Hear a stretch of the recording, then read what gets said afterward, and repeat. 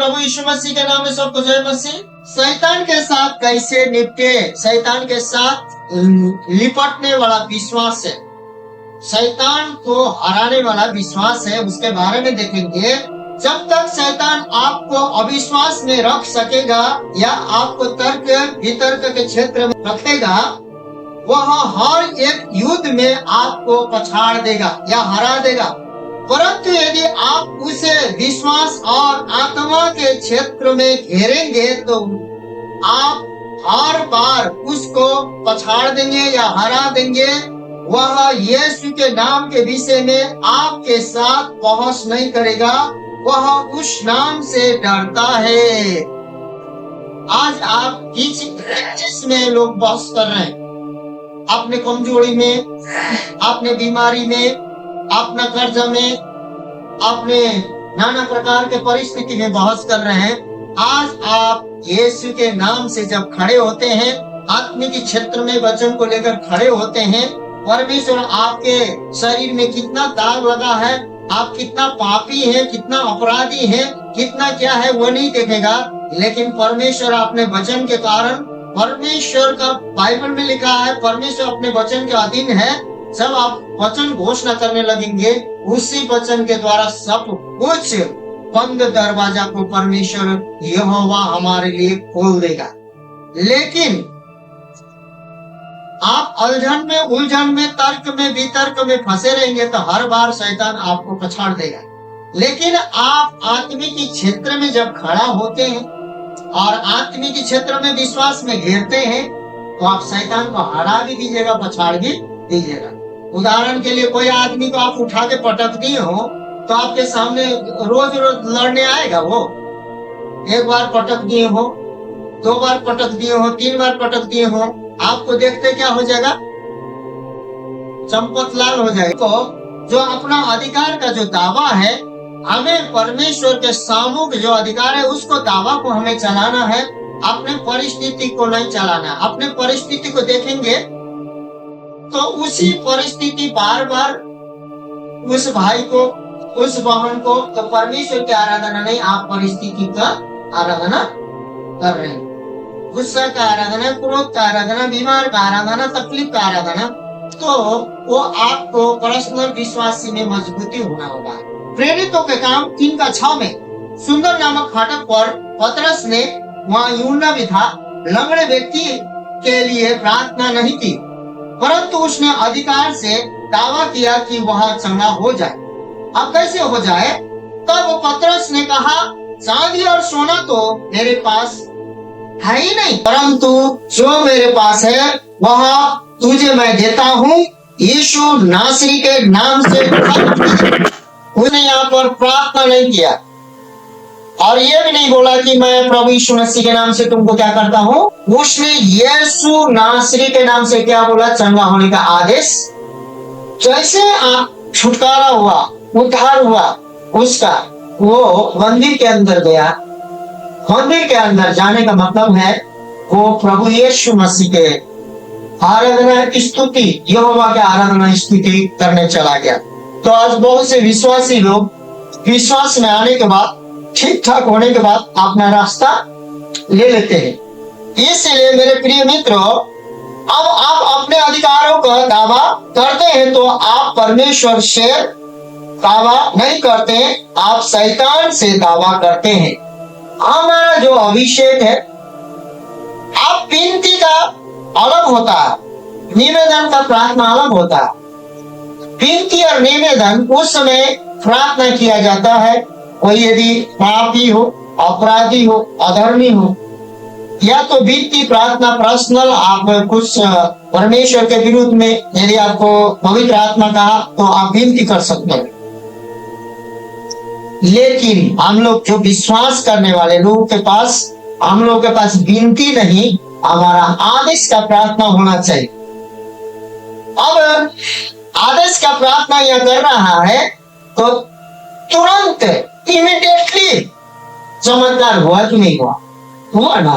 तो बहुत सी चीज हम परमेश्वर को बोलते हैं, ऐसे कर दीजिए, वैसे कर दीजिए। तो यूहन्ना 14 अध्याय में यीशु मसीह ने यह कहा, और जो कुछ तुम मेरे नाम से मांगोगे वही मैं करूंगा, यदि तुम मुझसे मेरे नाम से कुछ मांगोगे तो मैं उसे करूंगा। तो वह प्रार्थना के विषय में नहीं कह रहा है।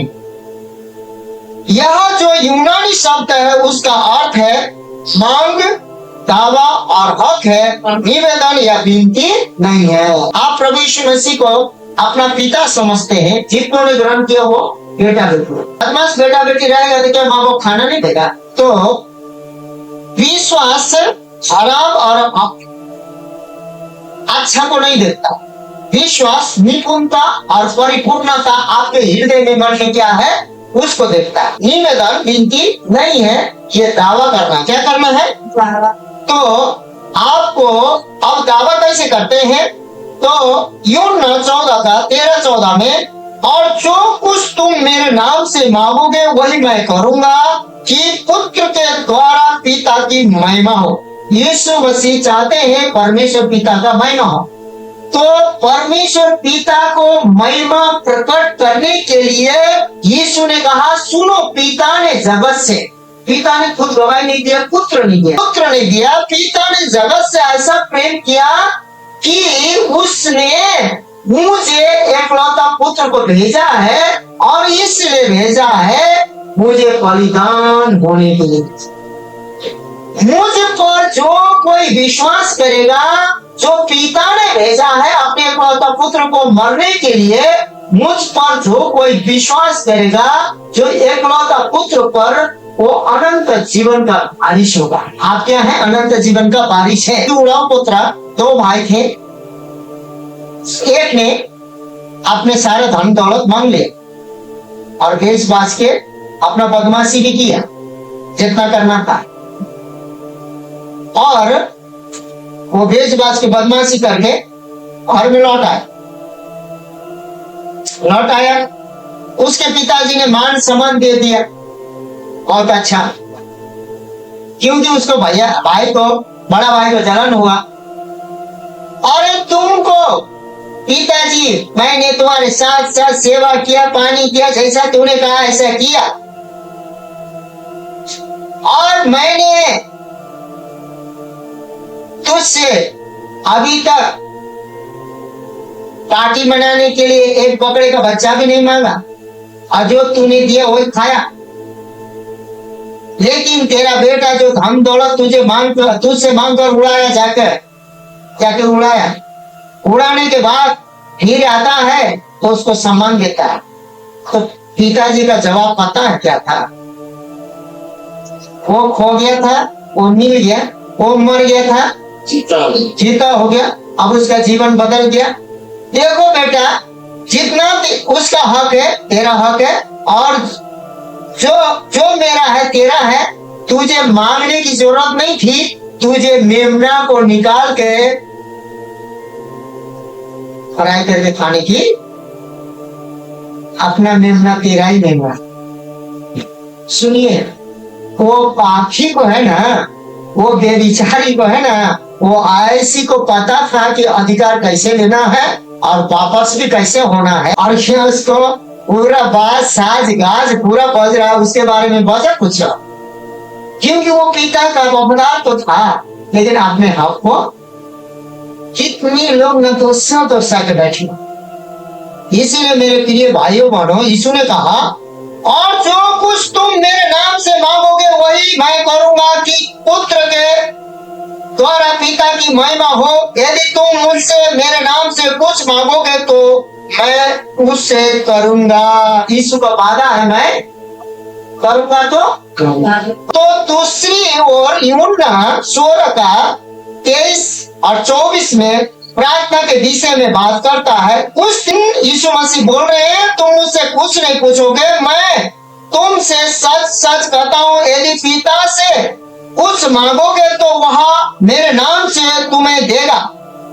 अब तक तुमने मेरे नाम से कुछ नहीं मांगा, मांगो तो पाओगे ताकि तुम्हारा आनंद पूरा हो जाए। हालेलुया। पहली बात, पुत्र से इसलिए मांगिए कि पिता का महिमा हो। दूसरी बात, यीशु मसीह हमारे आनंद को पूरा करने चाहता है। क्या करने चाहता है? हमारा आनंद कहाँ पूरा करने चाहता, उस आनंद को, बाल बच्चे के आनंद को पूरा करने के लिए बाल बच्चा चाहता है।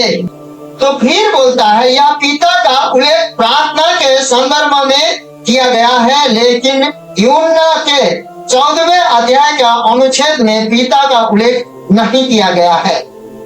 वास्तव में मूल यूनानी भाषा में यूहन्ना 14 का 13 और 14 में इस प्रकार पाया जाता है, जो कुछ तुम अपने अधिकार व विशेष अधिकारों के साथ दावा करोगे, आपको सीखना होगा कि आपका अधिकार क्या है।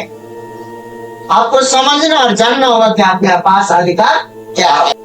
पूरा पुत्र था, जो 2 पुत्र की कहानी यीशु मसीह ने कहा, ऐसे बेटे थे, उसने अपने पिताजी से जो धन दौलत मांगा वो भीख मांगा, अधिकार हाँ ठीक है, और उसने बोली हिस्सा मांगा। क्या बोला? हाँ, आप लोग कभी कभी ना मंडली में हिस्सा नहीं, मुझे बहुत से दुष्ट आत्माएं, शैतान और बहुत से प्रकार के बातें मेरे जीवन में आती, और पता है कि तू हारा हुआ है, तू पापी है, तू अपराधी है, तू अधर्मी है। भजन से 103 में कथा है, तेरे पापों को, अपराधों को, अधर्मों को मिटाने के वो विश्वास योग्य और धर्मी है। वही तो है हमारे पापों को, अपराधों को, अधर्मों को मिटाता है, और वही तो है हमें हमारे रोगों को चंगा करता है। वही हो पाए, वो हमारा हिस्सा है। क्या है? कन्फर्म करता हो, क्या करता है? हाँ, तो छोटे बेटे ने हिस्सा मांग के ले गया अपना हिस्सा, और हम जो भी करें, हाँ, लेकिन पिता के पास लौटा तो वो आपने हिस्सा ले गया, तो पिता के पास क्या कमी था? कमी था, हाँ, वो नौकर बन गया था ना। घर पे खाना खाएंगे जिंदगी भर पिता के घर में, पिता ने ऐसा होने दिया कि उस पिता के पास कुछ भी कमी। उसके बाद पक्का उस पिता को विश्वास कर लिया, और मेरा बेटा धोखा खाकर आ चुका है, इसके ही वफादार होगा, और ये कुड़कुड़ा के नहीं, उस के साथ मेरी महिमा करेगा। हालेलुया कहिए तो। इसीलिए कितने धार्मिकता दिखाकर जो मसीह लोग जो अंदर जो कुड़कुड़ा रहे ना अपने जीवन में, आप क्यों कुड़कुड़ा रहे? पता नहीं, पता है आपके अधिकार को आप इस्तेमाल नहीं करो। यदि आप जानते हैं प्रभु के राज्य के लिए डरेंगे, परमेश्वर के राज्य के लिए, सुसमाचार के लिए, परमेश्वर के राज्य के लिए, दानों के लिए, भेंटी के लिए, देने के लिए डरेंगे, वो पैसा आपको पता है कि डॉक्टर के पास जाएगा, नहीं तो चूर ले जाएगा, नहीं तो कोई भूत पे ले जाएगा, आपका धन कभी भी नहीं हो। आप शैतान के साथ रहिए, उस स्वामी के साथ रहिए, कोई बात नहीं है। आप धनी होते जाएंगे, मरेंगे, मिटेंगे, जो भी हो, लेकिन मसीह के साथ रहकर आप गद्दारी नहीं कर सकते। हाँ, सारे पापों को मिटाने के लिए, अपराधों अधर्मों को मिटाने के लिए तैयार है, लेकिन अपने महिमा कभी भी नहीं देगा परमेश्वर, क्योंकि शैतान इसलिए गिराया गया कि वो परमेश्वर का महिमा को नहीं चाहता। आदम और हवा को परमेश्वर ने इसलिए बनाया कि वो महिमा को लेना चाहता था, और वो लोग दोनों बैठे संगति करते थे। तो अधिकार को प्रयोग करना वक्तव्य की धुरियों पर घूमता है, ये गोल गोल जैसे घूमता है, जिन्हें पौलुस ने इफिसियों की कलीसिया के लिए प्रार्थना में रखा, स्वर्गीय स्थानों में अपनी दाहिनी ओर बैठाया। इफिसियों 1:20, जो उसने मसीहा के विषय में किया कि उसको मरे हुओं में से जिलाकर छह स्थानों में अपनी दाहिनी ओर बैठाया। क्या किया? मरे हुओं में से उसको क्या किया? दाहिनी ओर बैठाया। उसके बाद में फिर और मसीह यीशु में उसके साथ उठाया और स्वर्गीय स्थानों में उसके साथ बैठाया। अब पहले जो उसने मसीह के विषय में किया कि उसको मरे हुओं में से जिलाकर स्वर्गीय स्थानों में अपनी दाहिनी ओर क्या किया? यीशु मसीह को बैठाया। उसके बाद और मसीहा यीशु ने उसके साथ उठाया और स्वर्गीय स्थान में उसके साथ बैठाया। मतलब जैसे ही यीशु मसीह मृत्यु में से जी उठा, उसी प्रकार हम विश्वासी लोग भी मसीह में उसी अधिकार में हम भी बैठे हुए। वचन ऐसा कह रहा है, आपको दावा करने की जरूरत है। तो इन दोनों प्रार्थनाओं पर मनन कीजिए, इन्हें अपने स्वयं के लिए प्रार्थना करना सीखिए। इस सत्य से अपना आत्मिक पोषण तब तक करते रहिए जब तक कि ये आपके अंदरूनी विवेक का हिस्सा न बन जाए। जब यह बातें आपके जीवन पर प्रभुता करेगी, परंतु उन्हें मानसिक रूप से ग्रहण करने का प्रयत्न न करें, आपको उसका प्रकाशन अपनी आत्मा में पाना होगा। अब मैंने कहा इस सत्य को अपना आत्मिक पोषण तब तक करते रहिए जब तक कि वे आपके अंदरूनी विवेक का हिस्सा न बन जाए। तब तक करते रहना है। अब यीशु मसीह को मरे हुए में से पिता ने और 40 दिन 40 रात के चेलों के साथ रहा और देखते देखते यीशु मसीह बेथनिया के जगह से स्वर्ग में चला गया, बादल में गुम हो गया। और प्रकाशित वाक्य के अनुसार यीशु मसीह स्वर्ग में क्या है, किसके दाहिने बाहुली? दाहिने बाहुली क्या है? अधिकार है, दाहिना ही हाथ सब कुछ पहले करने चला गया। अब यीशु मसीह का शब्द दाहिने बाहुली में बैठाया और उसमें हमें भी बैठा। ये आपको चेतना में डालना है। ये मानसिक रूप से आपको ग्रहण नहीं करना है, आत्मिक रूप से ग्रहण करना है। कैसे? आत्मिक रूप से। इस बात पर ध्यान दीजिए कि न केवल मसीह यीशु परमेश्वर पिता के दाहिने और शैतान की सामर्थ के अधिकार क्षेत्रों के ऊपर बैठा है, परंतु यीशु मसीह ही नहीं बैठा है, परंतु हम भी वहां पर हैं, क्योंकि परमेश्वर ने हमें उसके साथ उठाया। न केवल हम बैठाए गए हैं, परंतु ध्यान दे हम तो कहाँ बैठे हुए हैं। परमेश्वर ने यीशु मसीह के साथ, अब पौलुस क्या कहता है, अब मैं पापों अपराधों अधर्म के कारण मैं मर चुका हूँ, लेकिन अब मैं मर चुका हूँ, मैं जीवित नहीं हूँ, मेरे अंदर कौन जीता है? अब यीशु मसीह में हम लोग जीवित ही नहीं है। हम लोग यीशु मसीह में जीवित नहीं, हम लोग यीशु मसीह में जाके वहां बैठाए हुए हैं, दाहिने बाहुली यीशु के साथ। यीशु में कहाँ बैठे हुए हैं? यीशु में। अब यीशु में बैठे हुए हैं, तो जितना यीशु का अधिकार है उतना हमारा अधिकार भी है। बाइबल कह रहा है, किसी एक में कहता है, सब प्रकार की प्रधानता और अधिकार और सामर्थ और प्रभुता के और हर एक नाम के ऊपर, जो न केवल इस लोक में पर आने वाले लोक में भी लिया जाएगा, बैठाया। हरे इस लोक में, उस लोक में और आने वाले लोक में भी उस नाम को लिया जाएगा। इसका मतलब आदि अंत अल्फा ओमेगा, वो नाम का अंत ही, और उसके साथ साथ हमारा भी आत्मा वहां पर क्या है, बैठा हुआ। तो शरीर तो क्या है, एक दिन जो भी करेगा नहीं मिट जाएगा। परमेश्वर के मन में हम तब उठाए गए जब मसीहा को उठाया गया। परमेश्वर के मन में तब उठाए गए हम लोग जब मसीह उठा। 2000 साल पहले उठा। हम उस समय जन्मे ही नहीं थे, इस पृथ्वी में हमारा वंश था, लेकिन हम लोग नहीं थे। 2000 साल पहले ही यीशु मसीह जी उठा, विश्वासी भी जी उठा।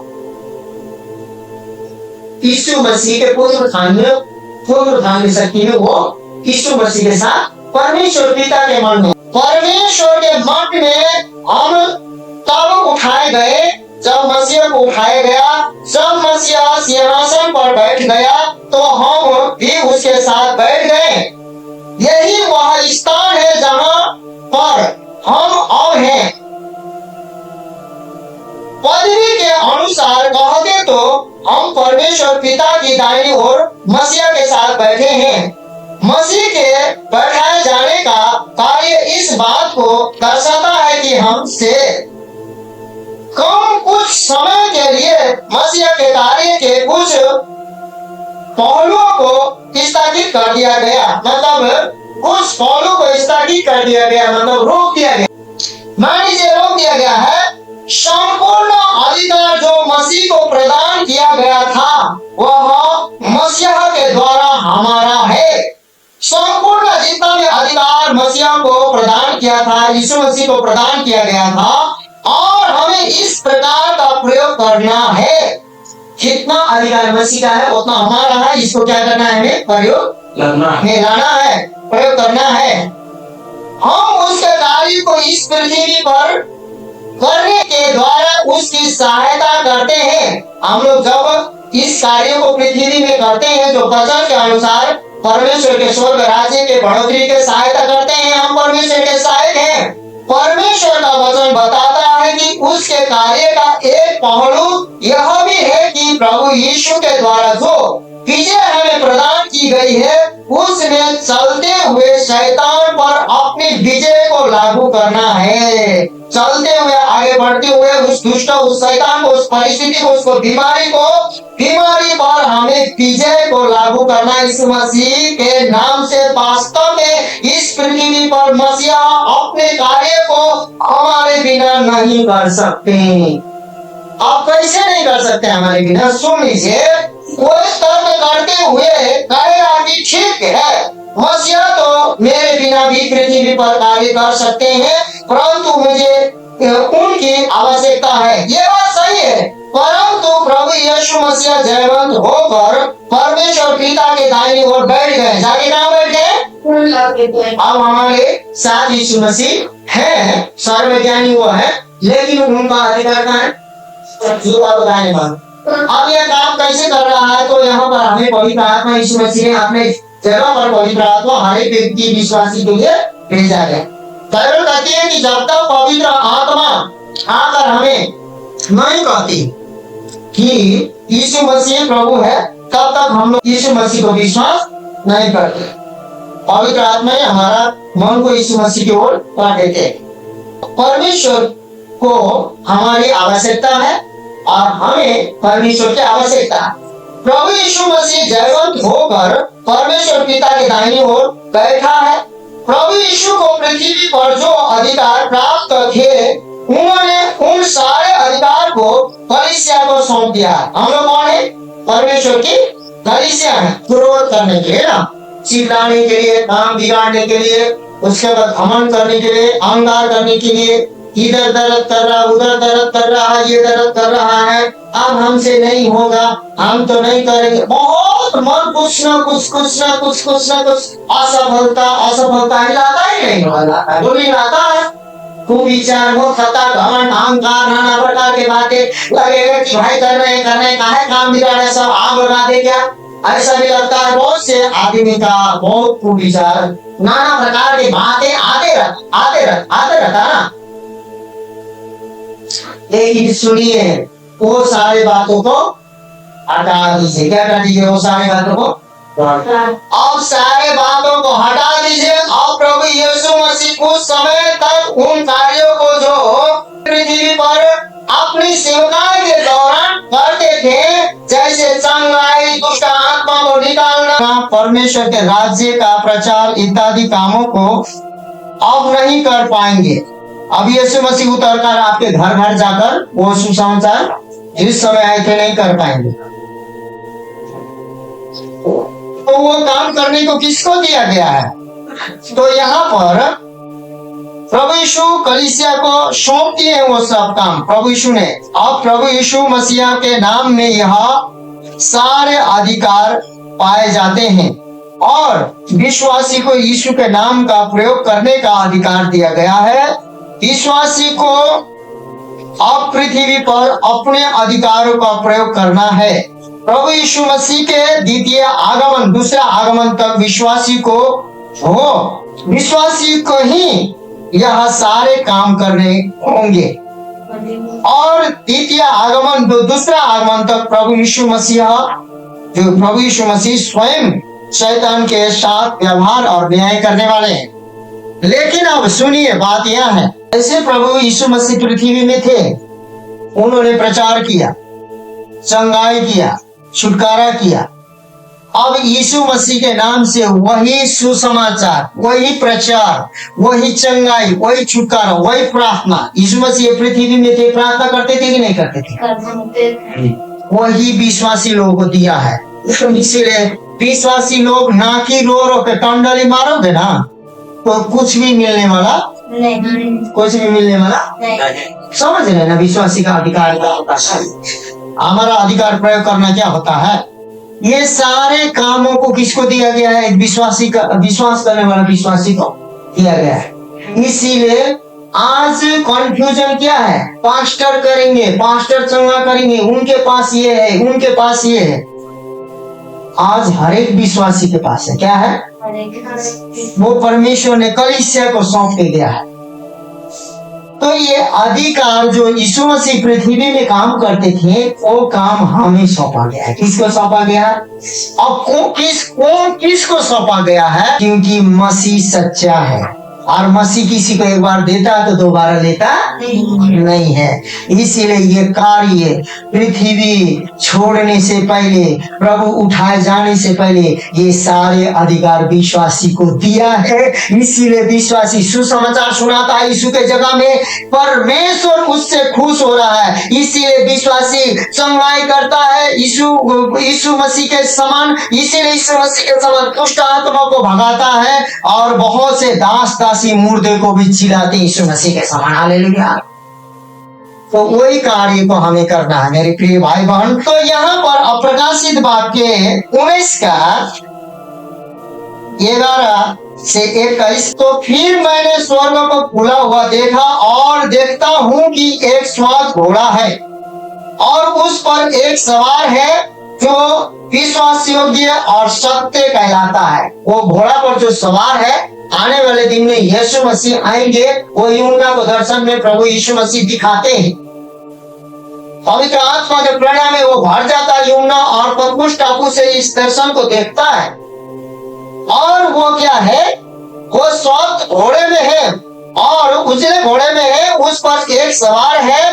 वे विश्वास योग्य और सत्य कहलाते हैं और वो धार्मिकता के साथ न्याय और लड़ाई करता है।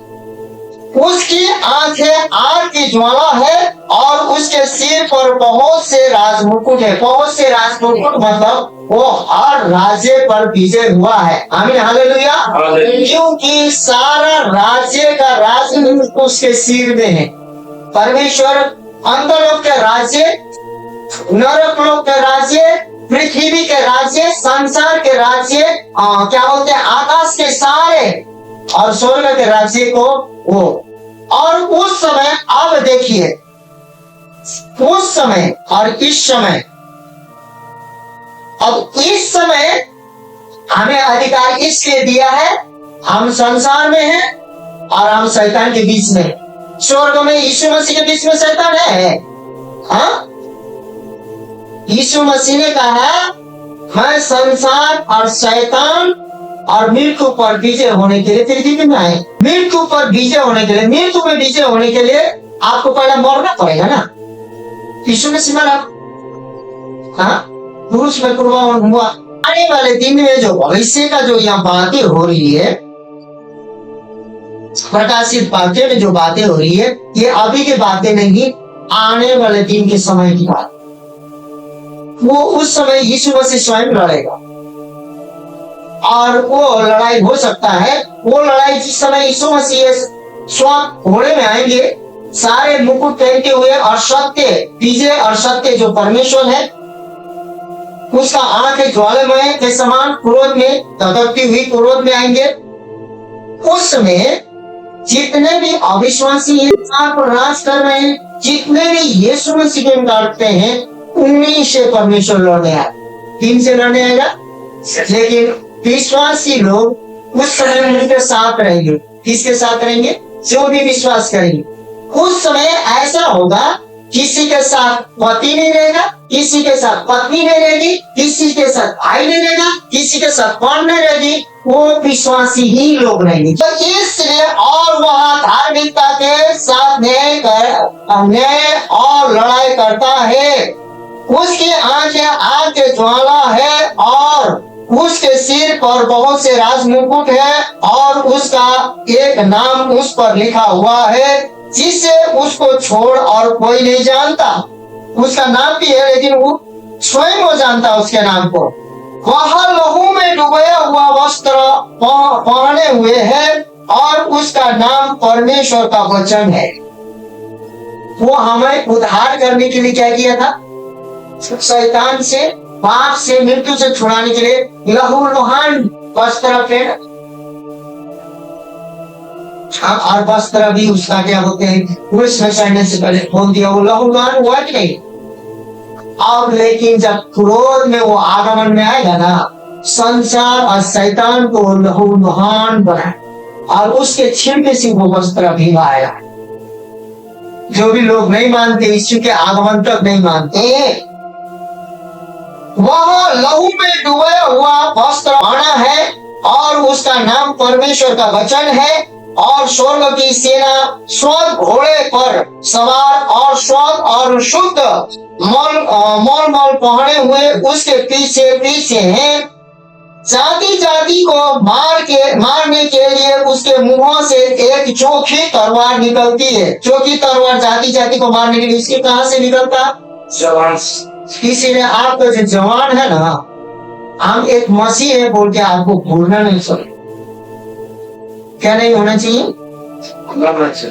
हाँ, आपको कौन कौन देख रहा है? आप अकेले में क्या करते हैं वो कोई नहीं देखता, और में घुसे घुसे मारिए ना, कोई नहीं देखता, लेकिन आपको तमाशा करने की हाँ एकदम ही नहीं है। ऐसे करेंगे तो परमेश्वर और आपको तमाशा।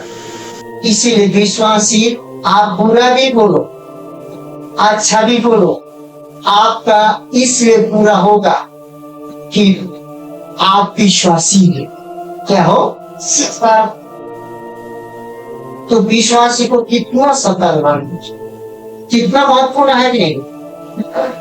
आप कहाँ उठ रहे हैं, कहाँ बैठ रहे हैं, किसके सामने खड़े हैं, आप परमेश्वर की महिमा के लिए क्या कर रहे हैं, नाटक कर रहे हैं, क्या कर रहे हैं, परमेश्वर जान रहे हैं। जान रहा है तो आप भी जानिए कि आपके पास क्या अधिकार है। आप शब्द से कहां कर क्या क्या बोल रहे हैं, गाली दे रहे हैं, श्राप दे रहे हैं, कुड़िया बन रहे हैं। आप कौन है भाई? पता है कौन है आप? विश्वासी। हाँ,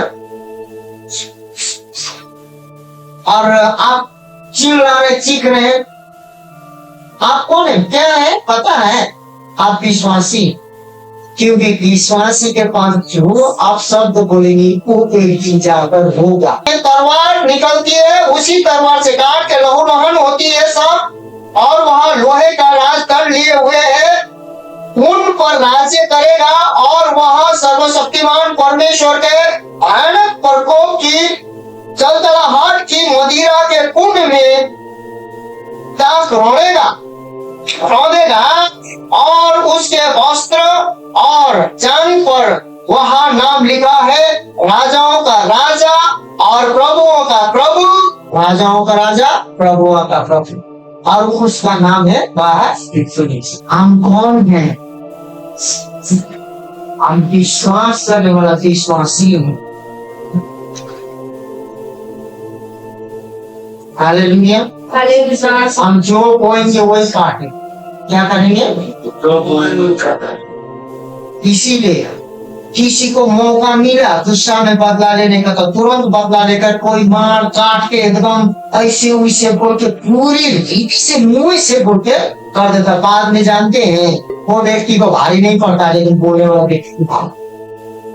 आप इस बात को याद रखिए। फिर 17 में फिर मैंने एक स्वर्गदूतों को देखा पर खड़े हुए देखा, और उसने बड़े शब्द से पुकार कर आकाश के बीच में से उड़ने वाले सब पंछियों से कहा, आओ परमेश्वर के बड़े भोज के लिए इकट्ठे हो जाओ, जिनको तुम राजाओं का मांस और सरदारों का मांस और शक्तिमान पुरुषों का मांस और घोड़ों का और उनके सवारों का मांस, और क्या स्वतंत्रता, क्या दास, क्या छोटे, क्या बड़े, सब लोगों का मांस खाओ। सारा अविश्वासी चील और कौवे चिड़िए के गिर के खजाना होंगे। आने वाले थे, शिव तो ही क्या होंगे? हालेलुया। लेकिन वो जीवित ही मरेंगे, लेकिन हम मर के भी जिए हुए हैं। हालेलुया। तब हमारे पास शक्ति है। सब लोगों का मांस खाओ। फिर मैंने उसी बीच में, अब पहले तो क्या राजाओं का राजा महाराजा लड़ रहा है, सब लहूलुहान हो गए, उसमें बीच में चील कौवे भी बुलाया गया है और चील कौवे भी आ गए। फिर उसी बीच में फिर मैंने उस पशु और पृथ्वी के राजाओं और उनकी सेनाओं को उस घोड़े के सवार और उसकी सेना से लड़ने के लिए इकट्ठे देखा। अब शैतान के सारा सेना यीशु मसीह और हम लोगों से लड़ने के लिए क्या हो जाएगा? इकट्ठे हो जाएगा आने वाले दिन। कुछ समय यीशु मसीह नहीं रहेंगे। अभी यीशु मसीह स्वर्ग में है, उनके नाम में अधिकार में हम लोग काम करें। उस समय हमें नाम लेने की जरूरत नहीं। आगे आगे कौन रहेगा? पीछे पीछे हम लोग रहेंगे और वो खाली हम लोग देखते रहेंगे, उनके सामर्थ में चलेंगे। लेकिन अभी सामर्थ चलाना है और लड़ने के लिए इकट्ठा हुए, इकट्ठे देखा और वह पशु और उसके साथ वह झूठा भविष्यवक्ता पकड़ा गया। क्या किया? पकड़ाया गया। जिसने उसके सामने ऐसा चिन्ह दिखाए थे। शैतान भी अपने चिन्ह को क्या कर रहे थे? दिखा रहे थे। चिन्ह के द्वारा उसने उनको भरमाया था। चिन्ह के द्वारा भरमाया था। किसको? सारे लोगों को, संसार के लोगों को चिन्ह के द्वारा, धनों के द्वारा, दौलत के द्वारा, नाना प्रकार के द्वारा भरमाया था। जिन पर उस पशु की छाप थी और जो उसकी मूर्ति का पूजा करते थे, ये दोनों जीते जी उस आग की झील में जो गंधक से चलती है डाले गए। हालेलुया। उस समय प्रभु यीशु मसीह स्वयं था। लेकिन इस समय लड़ने का अधिकार किसको दिया गया है? हम लोग उस समय यीशु के साथ रहेंगे। किसके साथ रहेंगे? जीवितों भी रहेंगे, मुर्दों भी रहेंगे। किसके साथ रहेंगे? ये दूसरा आगमन में होगा। पहला आगमन में हम लोग रैप्चर हो जाएंगे। हालेलुया। उसके बाद में ये होगा, घोड़े सवार की तलवार से जो उसके मुंह से निकलती थी मार डाले गए और सब पंछी उनके मांस से तृप्त हो गए। किसी को क्या कर दिया गया? नरक में डाल दिया गया और उनके मांस से क्या हो गए? तृप्त हो गए। और वो राजाओं का राजा महाराजा परमेश्वर किस चीजों से मार रहा था? आपका जवान ना जब तक यहाँ पर है ना, 4 चीज करना विश्वासी हो। नहीं आता भी बाइबल पढ़ के करना। अब हम लोगों को प्रार्थना लेते हो, पहला तुम प्रार्थना करना। क्या करना? तुम कितना पापी हो, कितना धर्मी हो, वो परमेश्वर बदल ले। परमेश्वर बदलने जानता है, उसको सिखाने की। पाप नहीं करना बोला है, बाइबल बोला। व्यभिचार नहीं करना, चोरी नहीं करना, हत्या नहीं करना। लेकिन आप बहुत से है व्यभिचार, कौन कितना प्रकार के व्यभिचार है, बहुत से ये बाइबल बोला है। हाँ, बहुत चीज धोखा नहीं देना, बहुत बोला बाइबल बोला है, परमेश्वर बोला होगा। आलसी नहीं करना, जो काम ना करे वो भोजन नहीं करना, बहुत से बाइबल बोला। हाँ या ना तेरे बात में होना चाहिए। यीशु मसीह के नाम से कसम नहीं खाना है, कल्ला नहीं करना है। इंग्लिश में आइसो बोलते वैसे नहीं बोलना। यीशु का नाम व्यर्थ नहीं लेना, परमेश्वर का नाम व्यर्थ नहीं लेना, ये बोला। लेकिन इम्पोर्टेंट क्या करना है पता है? पहला आपको प्रार्थना करना। दूसरा, कोई भी मिले सुसमाचार यीशु मसीह के नाम से सुना। तुमको अधिकार पहला क्या दिया गया? विश्वासी होने के बाद प्रार्थना करना। दूसरा, तुमको हर एक दिन सुसमाचार सुनाना यीशु के बारे में बाइबल पढ़कर। यीशु मसीह तुम्हारे लिए क्या है वही बता।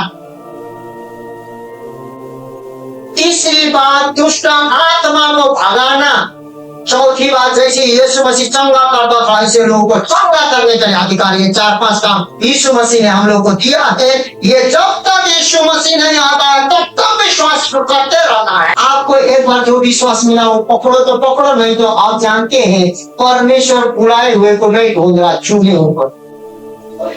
कितने लोग किसको ढूंढ रहा है? पूरा पुत्र चुना हुआ था, घर में बैठा हुआ था बुलाए हुए। अच्छा से वो बाद में क्या हुआ? खारिज हुआ।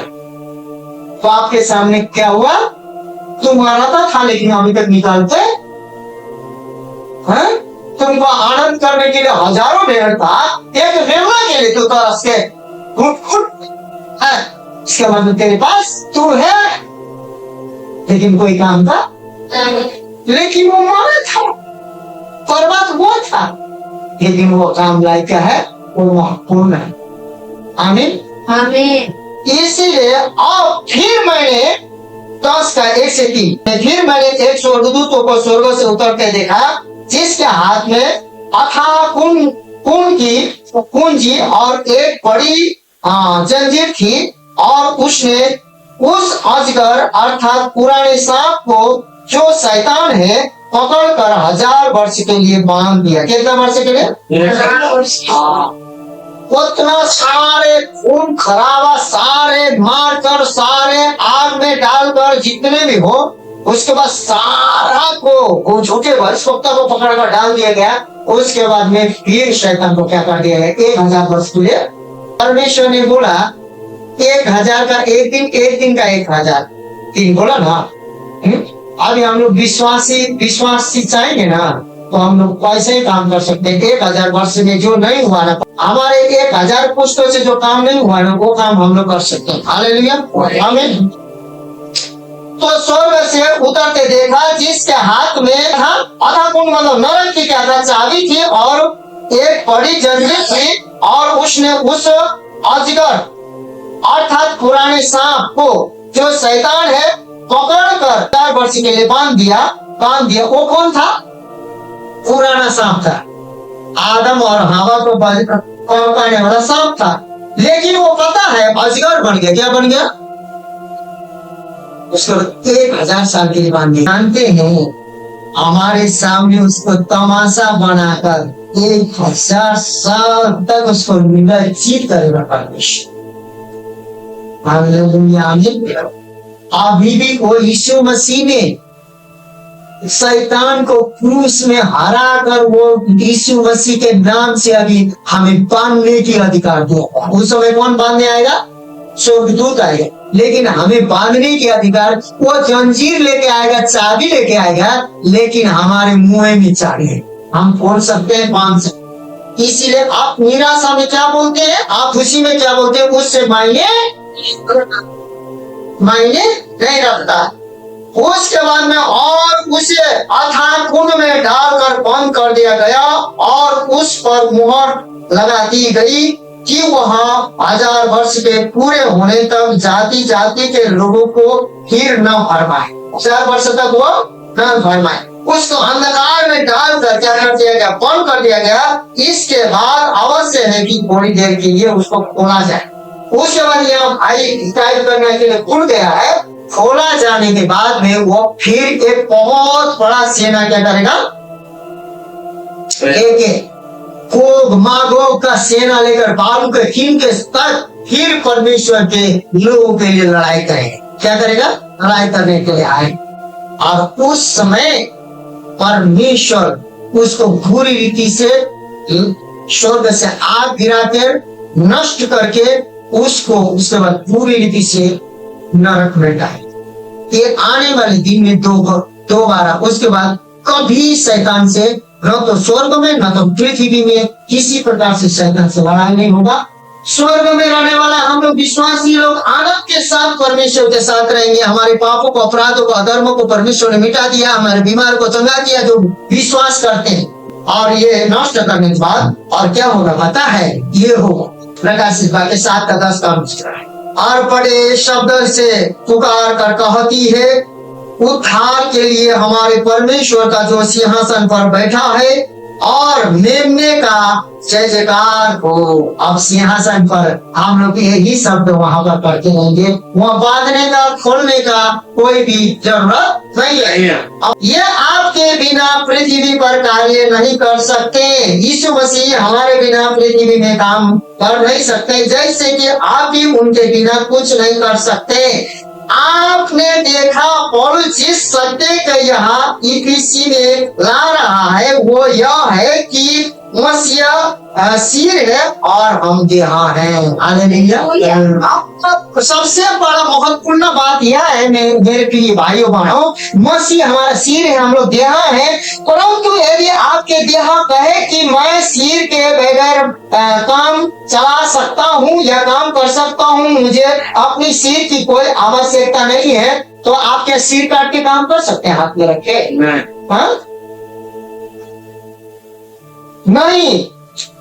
आपकी देह आपके सिर के बिना काम नहीं चल सकती, परंतु यदि आपका सिर को कहे कि मैं अपनी देह के बिना काम चला सकता हूँ, मुझे देह की आवश्यकता नहीं, सिर भी नहीं कर सकता, देह की आवश्यकता नहीं है, और देह भी नहीं कर सकता, सिर की आवश्यकता नहीं है, एक दूसरे को क्या है आवश्यकता है। सिर को भी देह को आवश्यकता है, देह को भी सिर का आवश्यकता है कि नहीं? यीशु मसीह सिर है, इसीलिए अभी आवश्यकता मसीह को हमारा आवश्यकता है और हमें मसीह के आवश्यकता। इसीलिए प्रार्थना न करके गोल होकर वो बड़ा पास्टर दान वरदान आराधना स्तुति करता हो, बड़ा प्रचार करता हो और गोल होकर न तो किसी के लिए प्रार्थना न करता हो, विश्वासी सुसमाचार न सुनाता हो, और क्या बोलते हैं भूत दुष्ट आत्मा नहीं भगाता हो, लोगों को चंगाई नहीं करता हो, वो कोई काम का विश्वासी नहीं। वो बिना सिर का देह है और बिना देह का सिर। इसीलिए अभी यीशु मसीह ने किसको अधिकार दिया है? तो आपकी देह आपके सिर के बिना काम नहीं चला सकती, परंतु यदि आपकी सिर कहे कि मैं अपनी देह के बिना काम चला सकता हूँ, मुझे देह की आवश्यकता नहीं है, मैं हाथ और पांव के बगैर भी काम चला सकता हूँ, नहीं आप नहीं चला सकते। इसी प्रकार मसीह हमारे बगैर कार्य नहीं कर सकता, क्योंकि मसीह और परमेश्वर का कार्य मसीहा के देह के द्वारा ही किए जाते हैं, और वो आप और हम लोग विश्वासी हैं मसीह लोग, उनका कार्य हमारे बिना कभी नहीं किया जा सकता है, और हम भी उनके बगैर कुछ कर नहीं सकते हैं। इसमें बात है। इसीलिए मेरे प्रिय भाइयों बहनों, अब अन्य जाति के हल में जोतना और टंडली करना कौन करती है? गुप्त में आप लोग जो कुछ करते हैं अलग बात है, परमेश्वर जानता है, लेकिन परमेश्वर किसी का तमाशा बनने नहीं चाहता है, क्योंकि यीशु मसीह तमाशा। तो आप एक विश्वासी हजार संसार के दुष्ट आत्मा को चढ़ावा बलि चढ़ाने वाले में एक विश्वासी जाकर आप वहां पर खड़े होकर तमाशा देखते हैं, तमाशा बनते हैं, तो इससे पूरा आपका जीवन कुछ नहीं हो सकता है, क्योंकि आप 2000 साल पहले जैसे यीशु मसीह को तमाशा कर रहे थे लोग, अभी भी आप क्रूस में ले जाके यीशु मसीह को तमाशा करवाते हैं, और यीशु मसीह तमाशा करवाते हैं यीशु मसीह को।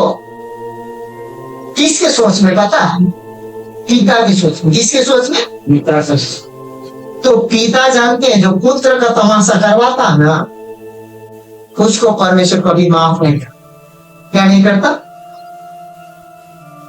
बेचारी हत्यारों कौन है?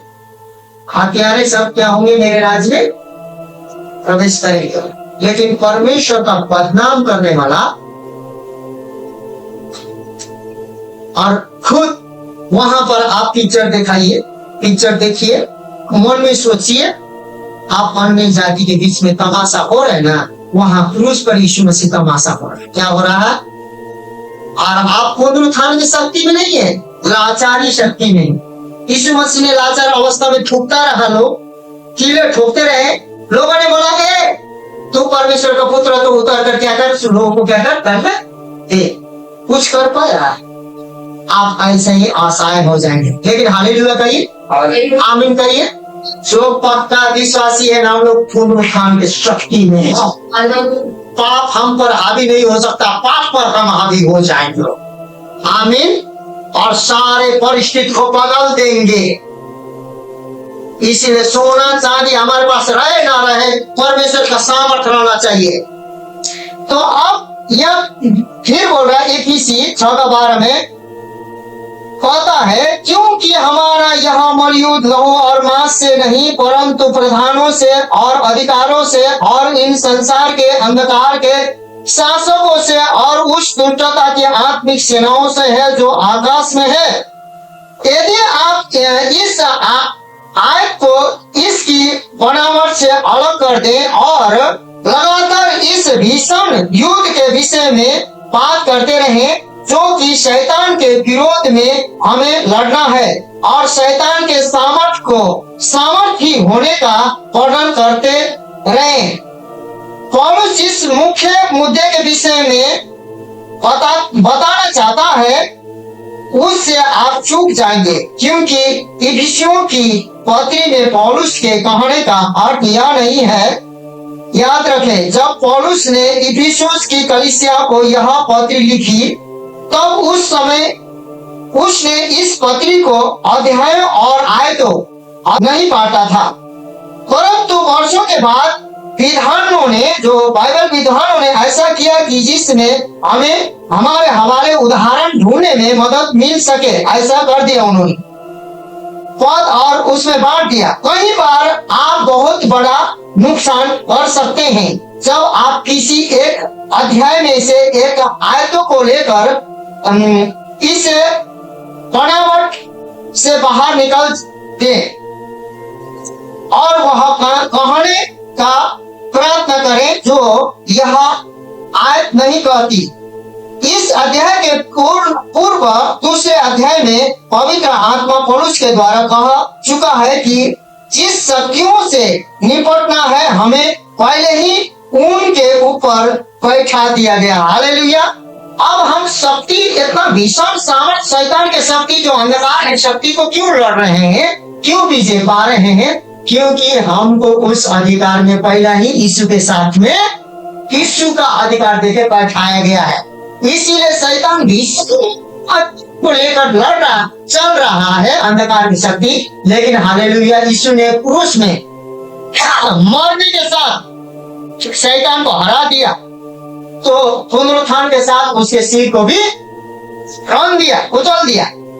तो न केवल मसीह को परमेश्वर पिता के दाहिनी ओर इन सारी सामर्थ्यों के बहुत ऊपर बैठाया गया है, परंतु हम भी वहां बैठे हुए हैं जो कोई विश्वास करते हैं, क्योंकि परमेश्वर पिता ने मसीह के साथ हमें भी वहां बैठाया है। आमीन। यीशु के साथ साथ हम क्या हुए हैं? बैठे हुए हैं। इसलिए शत्रु और उसकी सेना के सेना के विरुद्ध हमारे युद्ध में हमें अपने मनों में यह समझ लेने की आवश्यकता है कि हम उसके ऊपर और हमारे पास उनके ऊपर अधिकार है। पवित्र वचन हमें बताता है कि प्रभु यीशु ने उसे जीत लिया है। हमारा कार्य उसकी विजय को अपने जीवन में लागू करना है। यीशु मसीह ने जीत लिया है, हमें विश्वास के साथ विजय हमारे हाथ में है बोलकर विश्वास करना है। अब हमारे हाथ में उसने अधिकार दिया है, प्रभु यीशु ने जीत लिया है बोलकर हमें घोषणा करना है मुंह से। हमारा कार्य उसकी विजय को अपने जीवन में लागू करना है। प्रभु यीशु की विजय हमारी विजय है, परंतु हमें इसे आगे लिए कर चलना है और चलते रहना है। आमीन। आइए हम लोग प्रार्थना करते हैं। सर्वशक्तिमान परम प्रधान परमेश्वर, आज का वचन जो आपने दिया है, शैतान के साथ निपटने वाला विश्वास जो प्रभु हमें जो अधिकार मिला है, जो यीशु मसीह जो पृथ्वी में करके आपने गया है देखा कर, वो अधिकार प्रभु आप स्वर्ग में जाके बैठे हैं और पवित्र आत्मा के साथ विश्वासी के द्वारा करने चाहते हैं। लेकिन आज विश्वासी समाज और परंपरा और उसमें झुक कर प्रभु तुझे क्रूस में टांग कर असहाय कर दिया है विश्वासी लोगों ने। लेकिन तू पुनरुत्थान के शक्ति में तू जैसे पिता के दाहिनी बावड़ी में बैठा है, उसी प्रकार जैसे यीशु को देखिए अनदेखी अधिकार देके बैठाया गया है, यीशु में हमें भी बैठाया गया है और वो अधिकार हमारे पास है। लेकिन हे पिता, आज बहुत से बातों को हम तमाशा बनते हैं और तमाशा बनाते हैं, और प्रभु परमेश्वर इसमें हम असहाय बनते हैं और हम भी क्रूस में रहते हैं और क्रूस में रहकर कुछ नहीं कर सकते। तुझे क्रूस में टांगकर हम मदद नहीं मांग सकते, लेकिन तूने जब पुनरुत्थान की शक्ति लेकर उठा और हमें प्रभु परमेश्वर भी उठाया पिता के मन में, और जब उठाया और बैठाया और बैठाने से पहले बोला सुनो स्वर्ग और पृथ्वी का अधिकार मुझे दिया गया है, ये अधिकार मैं तुम्हारे हाथ में सौंप। आज हमारे हाथ में जो अधिकार है प्रभु, पतरस यूहन्ना के समान हम चला सके। पतरस ने कहा सोना और चांदी तो मेरे पास है नहीं, ना सिर्फ यीशु के नाम में तू चल और फिर, ना सिर्फ यीशु के नाम में आज सारे बीमारी लोग चंगा हो, ना सिर्फ यीशु के नाम में हर दुष्ट आत्मा रुकावटें दूर हो, ना सिर्फ यीशु के नाम में सारा परिस्थिति, सारा बीमारी, टीबी, कैंसर, पेट दर्द, सीना दर्द, घुटने दर्द, नस नस दर्द, हड्डी हड्डी दर्द, तंत्र मंत्र, जादू टोना, सारा नासरत यीशु के नाम में मैं आज्ञा देता हूँ। पुराने बीमारी को आज्ञा देता हूँ, श्रापित करता हूँ, परिस्थिति को श्रापित करता हूँ, असफलता को श्रापित करता हूँ। सारे विश्वासी लोग परमेश्वर के सामर्थ्य से, पवित्र आत्मा के सामर्थ्य से, परमेश्वर ने दिया हुआ अधिकारों से भर जाने पाए और सारे रिहाई हो जाने पाए। In the name of Jesus Christ. सामर्थी नासरत यीशु के नाम से इस प्रार्थना को मांगते। In the name of Jesus, Amen.